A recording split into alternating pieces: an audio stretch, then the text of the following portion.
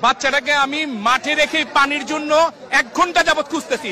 একটা পানির 2 লিটার পানির বোতল 600 টাকা আমার খুব দাম দুঃখ চেয়েছে লাগে আমার কাছে, কথাগুলো বলতে, 600 কিন্তু একটা। তবুও বলতে হয়। দেখুন, আমাদের দেশের মানুষ অনেক সহানুভূতিশীল, অনেক হৃদয়বান। এটা আমরা বারবার দেখেছি। কিন্তু আপনারা নিশ্চয়ই দেখেছেন এক শ্রেণীর মানুষ কিভাবে আচরণ করে।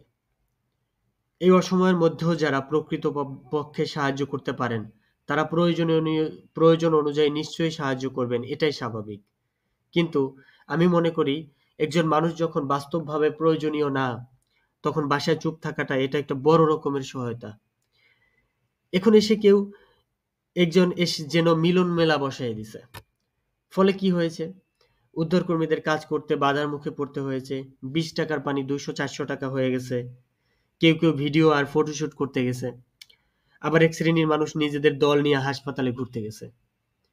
কেন ভাই? আপনার যদি সাহায্য করার এতই ইচ্ছা থাকে, আপনার হাত তো অনেক লম্বা। আপনার একার হাতে ১০০ জনের সমান সহায়তা করতে পারে। তাহলে এই আলগাপ্রীতের দরকারটা কি? প্রোটোকল নিয়ে গিয়ে কি প্রমাণ করতে চান আপনি? যাই হোক, এটাই আমাদের দেশ। একটা দেশ যেখানে বিপদের সময় সহায়তা না দিয়ে টাকা দিয়ে কিনতে হয়। আর সাধারণ মানুষ এটাকে যেন কনসার্ট ভেবে ফ্রিতে উপভোগ করতে ছুটে চলে আসে। খুবই লজ্জাজনক ব্যাপার।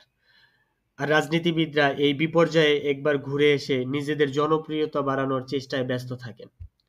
তবুও বলি, আমার কিছু ভাই-বোন আছে যারা নিঃস্বার্থভাবে কেবল বিপদের খবর শুনলেই ছুটে চলে আসে। সবটুকু উজাড় করে দেয়। ওরাই আমাদের সত্যিকারের ভাই। ওরাই আমাদের প্রকৃত সহায়। এই কথাগুলো বলার জন্য আমি খুবই দুঃখিত। আর নিজেকে লজ্জিত মনে করছি।